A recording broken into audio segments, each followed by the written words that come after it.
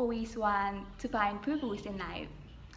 We always aim to be remembered while enjoying the things that are in the present. But along the way, there are things that make us feel more alive. Things that give us will to continue despite of everything that is happening. The group will talk about pragmatism of life. Mr. Aian Jezzreel Abelido will talk about purpose. Miss Kyla Acang will talk about digital hygiene. Katrina Bedar will talk about improvement. Andrei Bergonia will talk about connection. Harri Bergonia about time. Mr. Brenches will talk about peace of mind. Karl Vincent Gonzales will talk about moment. And I, Jolly Suyom, will tackle about music therapy. Have you tried walking with no direction?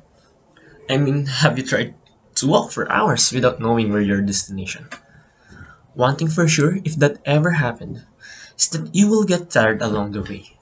And when you get tired, you will feel no progress at all, just tired. Because you have no starting point nor finish line in the first place. How can you track your progress or journey if you have nothing to track in the first place? Some people said that a progress is a progress, that no matter how fast or slow you are on reaching your goal, what really matters is that you are having a progress. Well, yes, that is true. But what if that is not the case? You can walk infinitely and yet you reach nothing because again, you have no destination at all. You can even run or crawl in your journey in life, but still reach nothing in the end. That is the importance of the goal of your life. Because if you are living for today, and just today, how can you have a better tomorrow? That is how important one's goal in life. That is how important the direction or purpose in life is. And I think the old saying that the two most important days of your life is the day that you were born and the day you find your purpose. Because for me, that is when you really started your life. Because from the day that you realize your purpose, every time you will wake up will be a different from the previous days when you have when you have no purpose at all. Because you have something to look forward to. Like, I have to do this because I can't imagine my life without serving my purpose. Life will be doubled in meaning or even tripled when you know what your goal is. You will never get lost in your way because you know where your destination is. I still remember when I was young. My first ambition was to be a pilot. Then, when I was in elementary, my dreams have changed and suddenly I want to be an engineer. A civil engineer to be exact. But suddenly, I woke up and I do not want to be a civil engineer anymore, but a mechanical engineer. I don't know, but it all started when almost all the news in the Philippines is about farmers. I just felt like I must help them, and that is when I realized my purpose. I am not telling you this just to impress you or to use farmers' situation to sound like a good Samaritan, but it is all true. That day, something struck me, and I have this feeling that I should use my capabilities to create machines that will improve agricultural field in the Philippines. And that is my purpose in my life. That is how I value one's purpose. Because I used to dream big like owning a mansion and fancy cars. And I even dream about being a billionaire.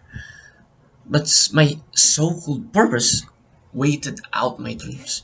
I would rather do the things that my heart desire than to do meaningless things. Here, I am speaking in front of you, telling you to start looking for your purpose. Because what are you expecting in your future self if you are not eager to move forward? As I have said, no matter how fast or slow you are, if you have no direction in life, it is as good as nothing. There's only one thing in the world that you cannot turn back, modify, or lessen. It is time.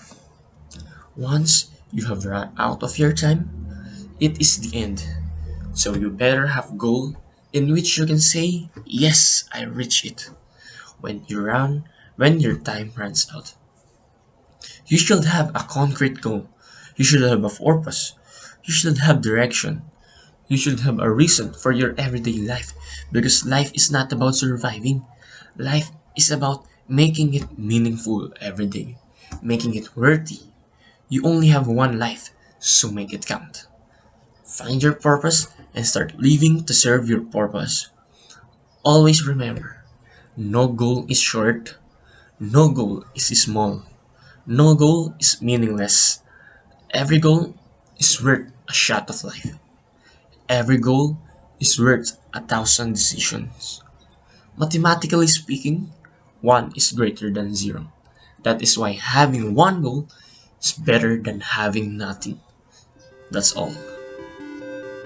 Air is a mixture of many gases and tiny dust particles. It contains substances such as oxygen and nitrogen that most species need to survive. But along these crucial compounds in the air comes the harmful gases that instead of helping you live, will be the cause of your very doom. Very much like how we spend our lives, some ways can be very fruitful and very happy, while some can be very destructive and toxic. And just like carbon monoxide, a harmful gas that is odorless, tasteless, and colorless, there exist toxic chemicals in our lives that you probably haven't noticed yet. Like me, until recently, you may have find that you have planned to have a productive Saturday, instead spend it on YouTube or Facebook or Valorant and got nothing done. Why? Well, it's because the internet is an absurdly addictive tool and can cater to anything that you want to see. And it's wonderful, however. I remember a time that the internet was a luxury. People in chat rooms were polite because it felt like you were part of some new frontier that was going to change the world. The net back then was a tool that you usually only turn on to do something specific with, and it was amazing. Now the internet is incredibly sophisticated and can do anything with it. However, this also came with a downside that looked like an upside, which is that most of us are permanently connected to it via our phones. Just as I'm guilty of, you may have found that in the morning, before even brushing your teeth or before eating your breakfast, you check your messenger and Twitter feeds, or maybe game invites in Discord. And if you think about it, that's kind of crazy. You may have also noticed that reading books, or listening to a whole album, or just trying to learn a new skill that doesn't involve a screen is substantially more difficult than it used to be. And halfway through, you just give up and check Reddit over and over again for no good reason. So here's my baseless conjecture. I bet the internet, or phones in general, have seriously diminished the human attention spans to the point where we now expect almost immediate gratification for performing tasks. And when a book gets a bit boring, as they usually do, or playing an instrument is tough, or we get stuck in alone in our own thoughts, we switch into doing something mediocre online rather than persevering with something difficult in the real world. That is not good. During the quarantine, I did a little experiment involving this thought process to prove my hypothesis. I will only spend an hour in the morning to check my messages, read my emails, and then turn my phone and laptop on in airplane mode for the rest of the day, and then revert the changes in the next morning. Having loads of free time, I found myself stumbled in piles and piles of books that I was hoarding but never really got to start reading.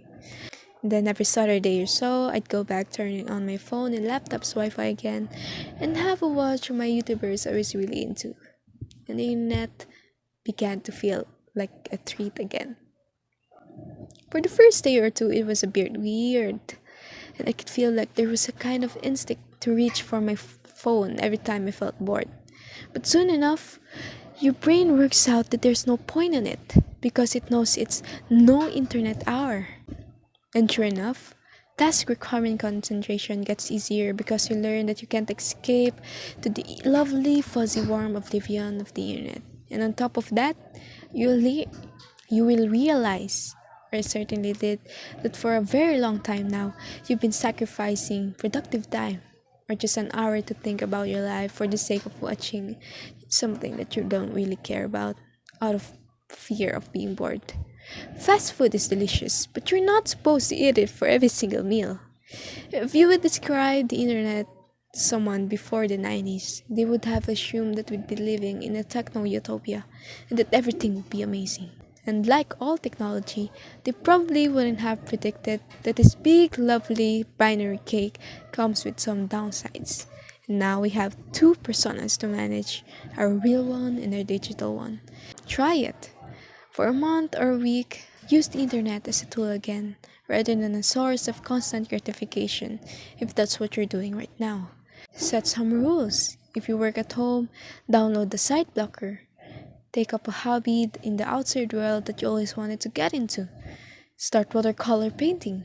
More than that, there's probably something you always wanted to get into, or project that you always wanted to finish. Why not do it now? You'd be amazed what you can concentrate on when you're suddenly not obliged to check on what's everyone been having on lunch that day or what certain presidents have been tweeting recently. It's a bit worrying if this is a growing trend and many people suffer from it without knowing. Games in the internet are only going to get more alluring as time goes on. The problem isn't going away. We're getting only extremely good at hijacking the reward centers of our human brains. In the same way that you filter your air at home, we might one day start teaching ourselves digital hygiene, where we all learn to keep our concentration on one thing at a time rather than running 10,000 tabs all at once. Like air, attention is a resource, and we only have a limited supply, and it's silly to spend that resource on things that may temporarily stop us from being bored, but don't really provide any mental nourishment. Spend your life productively. Maximize your time and detoxify your day of the carbon monoxide that is choking your life right now. That's the end of my speech. Thank you for listening and have a good day. Good day, everyone. According to Kyla and Pochi, we live in an illusion and the appearance of things. There is a reality, we are that reality. You see, the air that we breathe and living off is way deeper and vast than you could ever imagine. Have you ever been in a place where there is only you and no one else? You will probably think about life or a thing or two. It cannot be helped because that is what makes us a human being. And that is when nothing is present in everything. In that loneliness, stop questioning your self-worth and stop saying that you are not good enough to do what you want. It makes me sad of seeing how people waste their potential just because they don't believe in themselves. Together with the space, with the air, and with the void you are living at the moment is where you and your turning point met. He also added that when you understand this, you see that you are nothing, and being nothing, you are everything. We can be exactly in the same room with everyone else. Nobody is better than you, but you are better than no one. The air that you feel in that nothingness is your starting point. That is your trigger to pull whatever it is that you are hesitant to do. And that air is your drive for improvement. Nobody is nothing than what they were before. Rather, everybody is just a better version of everything that their self as of the moment. That air, that gap, that space is what you are going to fill up someday. That is what your better self is going to do. There is always a room for improvement. And that same room, that spacious, empty room, is not empty at all. Because slowly but surely, you might not realize it, but you will, that you are little by little, in your own way, you are feeling that void. The same air that we breathe is the same air that makes you go further. The same air that will be your drive, the same air that will make you to aim for the better. Never let that air just pass you by, because sooner or later, you will regret it. Only then, when you fully grasp and let it breathe through within yourself, you are surely going to make it happen. You will know and become the person you always wanted to be. Because at the end of the day, the only thing that is between you and your improvement is the gap that represents how much work you put towards making it happen. To formally start, I just want to ask who else from you guys are still searching for the meaning of life?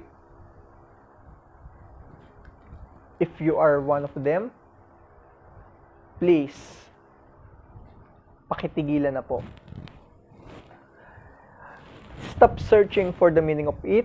Stop searching for the definition of life. Stop wasting your precious time just to find the definition of a single word. Stop it. By now, you should start creating your life. How? You can start by having relationships, interpersonal and intrapersonal relationships. You connect yourself with the people that makes you feel alive. You connect yourself with God or to whoever supreme being that you believe. And most importantly, you connect yourself with yourself. You must strengthen that connection within because that's really important. Also, these connections will make you feel full of life. Yes. Also, you should start investing in yourself because investment is really important. And by investment, I mean it's not always about money, assets, or economic independence.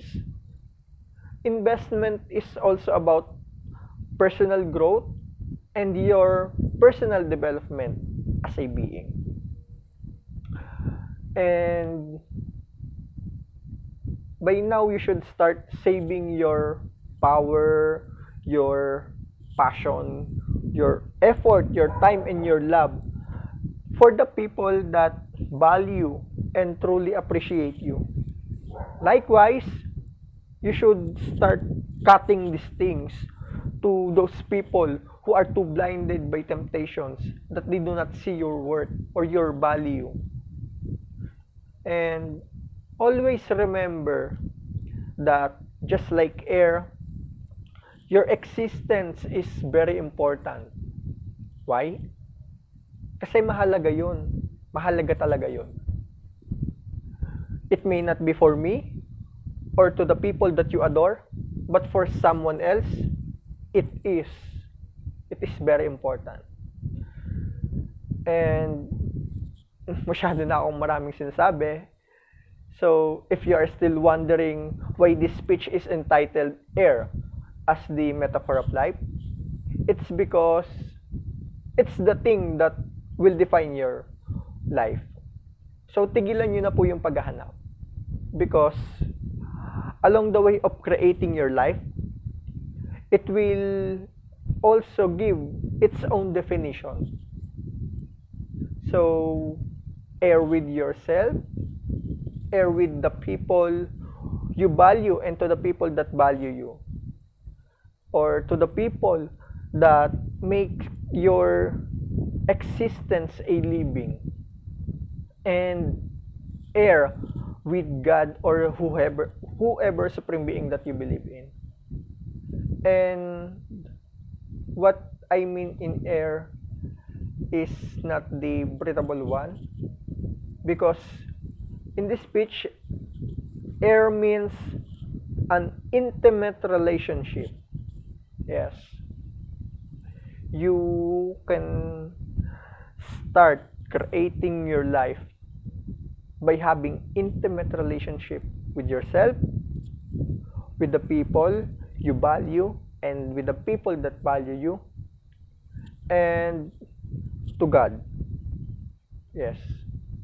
By having an air with this tree, you will be able to define and to enjoy your life. So that would be all for this day. I hope you learn something new in these thoughts of mine, and I hope you enjoy watching. So thank you everyone for listening. Have you ever felt like you have so much free time that you don't know what to do with it anymore? Something like, oh, ang boring, ano pwedeng gawin? Or have you ever felt so busy that feels like you don't have enough time to do everything? Something like, dami namang binigay na requirements sa school, tapos ang bibilis pa ng deadline. Hindi ko alam kung paano ito tatapusin lahat. Then, have you ever felt lost because of having too much or not having enough time? Then, paano kung bigla na lang mawalan ka ng oras? We can view our life as a big hourglass. It contains so much time that a single grain of sand does not seem to matter at all. Siyempre, isipin mo, ang dami mong oras, segundo lang naman yan eh. Pwede nating sayangin. Pero, we must remember that our time is limited, and every grain of sand that falls is a second or a moment that we could have done something meaningful. You know, because that second or moment is something that we cannot take back or regain. Kahit na sabihin mong sobrang yaman ko, hindi mo mabibili yung oras mo eh. Kahit sabihin mong, matalino ako, hindi ka pa rin bibigyan ng oras. Hindi pa rin madadagdagan yung oras mo. So, how we spend our precious and limited time is up to us. Remember that everything you do costs time, and we are the ones that decide on how we spend that time. So you see guys, I used to be the happy-go-lucky kind of guy. Someone who always takes it easy and does not think much about the consequences of my actions and decisions. I used to think that I am still young and that I should enjoy my youth because I have so much time. Bata-bata ko pa eh, dami-dami kong oras eh. Ba't ako magkakaproblema? Ba't ko i-stressing ang sarili ko? And I was always in my room playing COD, ML. Minsan nakatulala lang ako eh. Nakahiga, nakatingin sa ceiling. And I'm just doing nothing but waste my precious gold. Then I came across this movie titled In Time. This movie shows the value of time and that once you run out of time, then it's all over. After watching this movie, I realized that even though I have so much time, I should not waste it because I cannot take it back anymore. Nakakatuwa, no? Sa movie ko pa na-realize kung ano yung true value ng time. Pero ang importante is that I learned to value my time, and not just my time, but also the time of everyone else around me. Siyempre, hindi lang ako yung may oras. May oras din sila. May oras din yung mga nakapaligid sa akin. So, I just learned how to respect that. So, to everyone listening to me, remember that your time is limited. So, get your priorities straight and get your things done. Every second matters, so use your time properly and you can achieve anything you want. As the saying goes, if you have time, then you have everything. Do not waste your time, because if you waste your time, then you're just wasting your life. Parang nung sa sinabi ko kanina, life is like a big hourglass, and every second that and moments that we lost, we cannot take back. So, in everything that you do, make sure that it is worth the time of doing so. If not, then why spend your time in it? Diba? Ba't mo sasayangin yung oras mo sa bagay na di naman pala worth it? Time is precious, so use it properly. Hi! This time I'm gonna talk about peace of mind, or inner peace in general. Okay. There will be this kind of days that you think your life is going to mess up, when you cannot solve a problem out of your reach, a problem that you cannot control by yourself, a problem you are not directly affected, and a problem happened for a reason. Then in the end, you realize, why am I so affected? I did this for a reason. Why am I regretting this now? Having a peace of mind is one of the essential factors that will make you attain your inner peace. I learned that our mind releases something called cortisol, which is a hormone released by the brain whenever you are stressed out. And having a high cortisol in our mind will make our mind cloudy. We can't think straight, so we can't make a critical decision to pull back ourselves from a stressful situation. One way to achieve a peace of mind is what we call prospective hindsight, a method of premortem. It is basically mean reducing the damage it will cause after that situation. Instead of asking what might go wrong, ask what did go wrong. It is a proven fact that you can identify the risk when you can think of it as it is already happened. We have to understand that there are factors to achieve a peace of mind. First, interdependence. It is not always about you or me. Everything happens for a reason and causes. We have to understand that we cannot blame one person or one situation for our own unhappiness, not even ourselves. Second, impermanence. Sooner or later, everything has to change.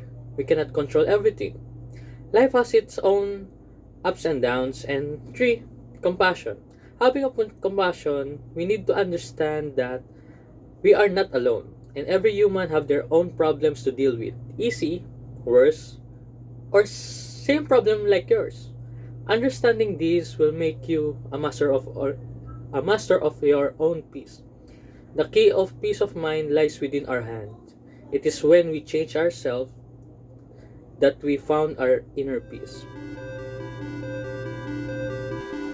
What was the best moment or experience that has ever happened to you? Would you really consider it as the best that you have ever had? Most of us will say the moment when they felt happiness or excitement or any positive vibes.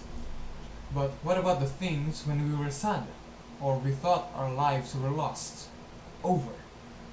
What about those? Would you also consider them? Don't get me wrong. Recognizing your great moments as one of the best is absolutely fine. But if you also recognize your experiences where your lives got lost, that is much better. Everything that we do in our lives is already called as your experience. From the simple things up to the complexities where we do the hardest decisions, they are already your experiences, part of your lives.